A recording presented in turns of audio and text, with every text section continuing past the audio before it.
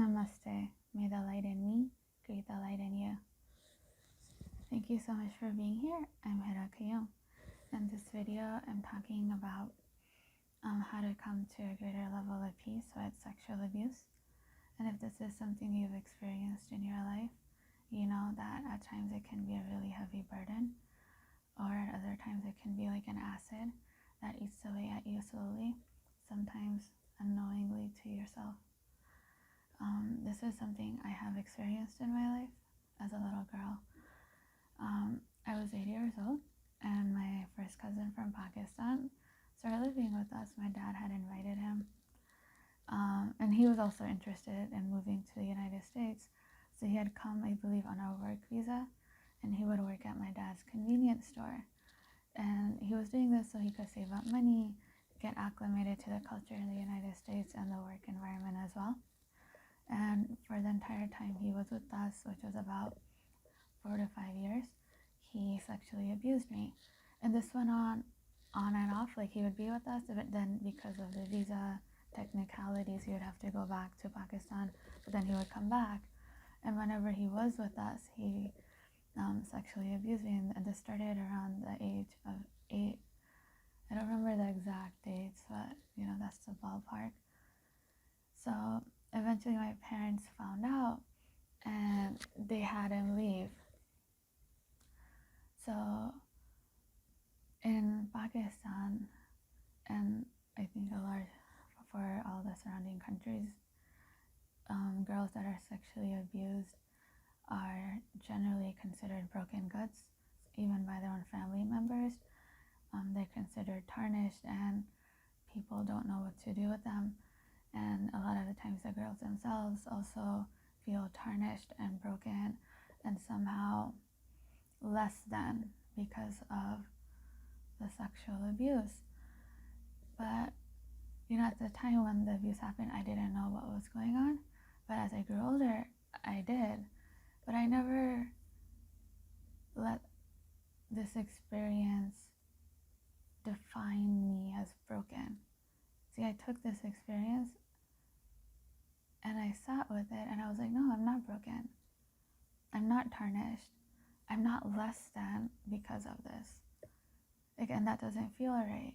Because if I was to say to myself, oh, I'm somehow less worthy, or I'm somehow less than because I was sexually abused for about 4 to 5 years of my life, that feels awful in my heart. That feels like, it feels so wrong. It feels suffocating. It feels like I'm putting myself in a straitjacket. And I can't do that to myself. That's a disservice to myself. I know myself. I know that who I am is defined by me. In every moment, I have a choice to define myself however I want to. And in every moment, no matter what life experiences I may have or have had, I choose to define myself as empowered. I choose to define myself as connected, as balanced, as a light being, as supported, as a being that has clarity, as everything that feels right to me. And you also have that choice in every moment to be like, yes, I may have taken this experience in the past and defined myself as broken or tarnished, but I have a new moment now. Every moment's a different moment. And in this moment, I'm going to define myself as empowered, as unbreakable, as untouchable. And that's the essence of who you are. So I used to read a lot about Sufism, which is a mystic branch of Islam. And a common motif in Sufism is using your heart as a compass. And it's basically what the Sufi sages are saying is that you are your own guide. You can guide yourself. You don't need guidance from outside of you to find who you are. That your heart's compass is always with you no matter what. And you can choose to use it, and you can choose not to use it. And no matter what happens, it's always working, right? You can use it and then not use it for 10 years and come back to your compass, and your compass is still as good as new. And your heart's compass knows what you want. It knows what you don't want. So it knows your preferences, and it knows the life that you want to live, and it can guide you to that life. And I'm saying this so you can use your heart's compass too to maneuver through life experiences such as sexual abuse, and hopefully it brings you a greater level of peace. And if you want, you can do an exercise with me right now, in which we connect with our heart's compass. And it's just, maybe it'll be like about a minute or maybe 2 minutes, and you can just give it a try. And if it resonates with you, great. And if it doesn't resonate with you, then that's okay. We can move on to something else. So let's begin. And we'll begin by connecting with our heart center, letting go of our thoughts, and then using our heart's compass to maneuver through some common thought patterns that people have when they're coming to terms with sexual abuse. Okay, so let's begin. So come to your heart center. You can close your eyes if that's comfortable, and just breathe. Listen to your breath going in and out.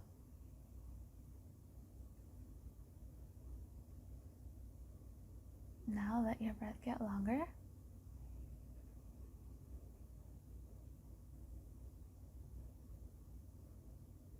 Now as you breathe in, hold your breath for maybe 2 seconds. And then let it go. Now bring your focus to your heart center.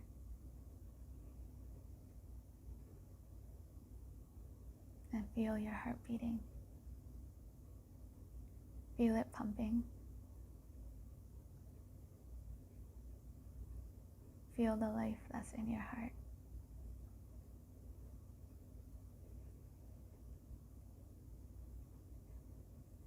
Continue breathing and focusing on your breath and your heart center.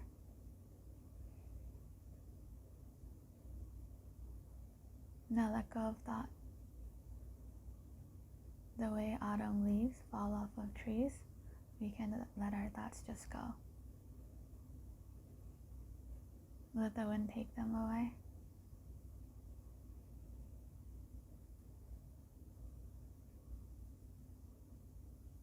Feel how good it feels to come to your heart center. Feel how good it feels to not have any thought.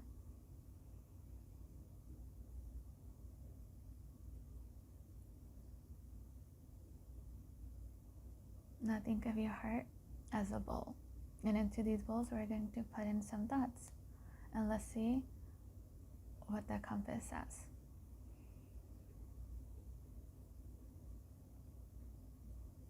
Now say to yourself, I'm tarnished. And feel how that feels.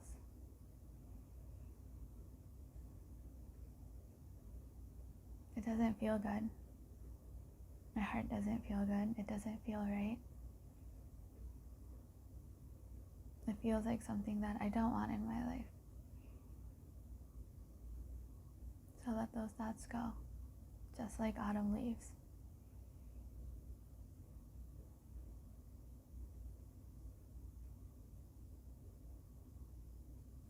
Now say to yourself, I am the light. How does that feel in your heart? Doesn't it feel good? Doesn't it feel joyful? See, that's your compass telling you, using your own emotions in your heart and directing you to a place of feeling good.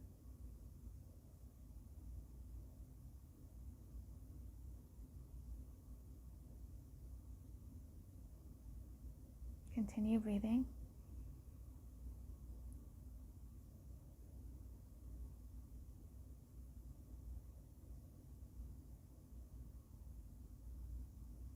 Now say to yourself, I am worthy.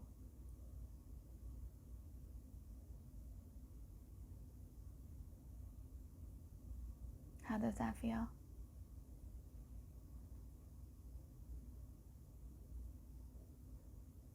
Doesn't that feel good?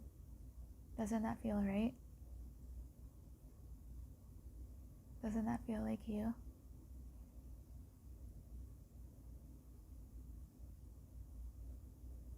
And if it feels good, that's your compass telling you you're in the right direction. You're going on the path that you want to go on, the path that's most to you. Your heart's there for you all the time. The compass cannot misguide you, it's always working.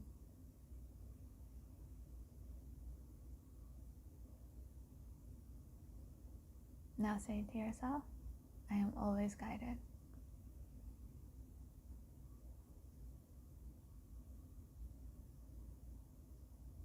How does that feel?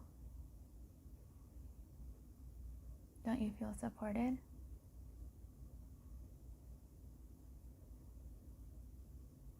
Don't you feel like things are working for you right now?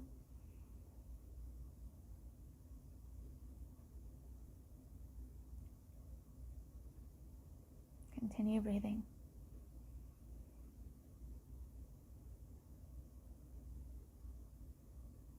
Now say to yourself, I am connected to all that is.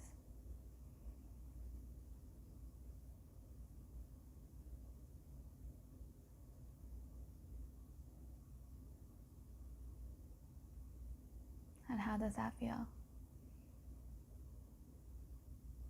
Don't go into the truth of it or the reality of it, just say it and use your heart's compass. And sit on it in your heart, with your heart, in your heart.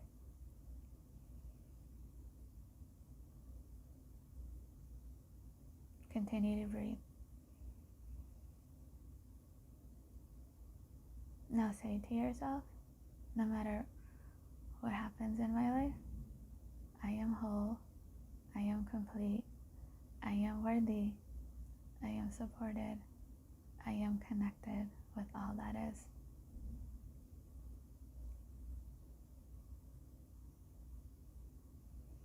And breathe into that, relax into that, surrender into that.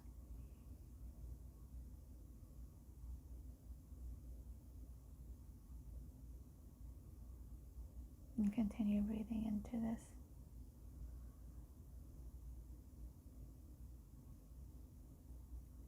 Now say to yourself, I am loved and appreciated because I exist. And that is enough.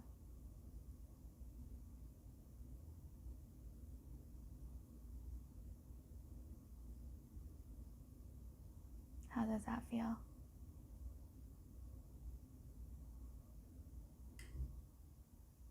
Become one with that feeling.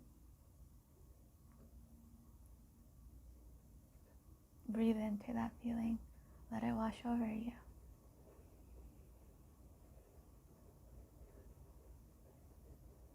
And when you're ready, open your eyes. So that's your heart's compass. And you can use it whenever you want. And you can use it especially if you've had a traumatic event happen, to help you guide through that event, to come to peace with it. Because, energy can't be created and destroyed. So the sexual abuse created emotional energy in me, and I can use my heart's compass to transmute that negative emotional energy into pure positive energy. So something that was once a burden becomes light. Something that was once bitter becomes sweet. Something that once was difficult to look at becomes something that I've used to go further into the being that I am, that I used to become a more empowered being, to become more me, to be more joyful. And I'm not going into the ethics of sexual abuse. I'm not going into the rightness or wrongness of it. This is just about me prioritizing my overall well-being and me saying to myself that no matter what happens, no matter what I've lived, no matter what I am living, I care about my overall well-being. I care about how I feel. I care about my clarity. I care about having wisdom, knowing who I am in every moment, and not giving that knowingness up because of events that have happened or are happening in my life. And it's about prioritizing your own joy, because the only time you have clarity, the only time you have peace, the only time you have access to wisdom and creativity is when you're really feeling good. But when you have traumatic events on the back of your head that you haven't come to peace with, well, then they become like fog. And if you've ever driven on a foggy country road, you know it's not always easy, because you don't know what's going to be around the next curve you take, you know? So we can remove the labels of sexual abuse, and we can just look at it and be like, yes, this is something that has happened to me, and I will face it head on, and I will use my heart's compass to guide me through it. And it cannot fail. It works. Just give it a try. And what do you have to lose for not trying? You know, maybe like a couple minutes of your life. But what if those couple of minutes help you come to a greater level of peace with what you've lived? What is your well-being worth? What is your inner peace worth? What is feeling good worth? You know, you want to prioritize yourself as a person and use your heart's compass to guide you through this. I hope this video was helpful. Namaste. May the light in me guide the light in you.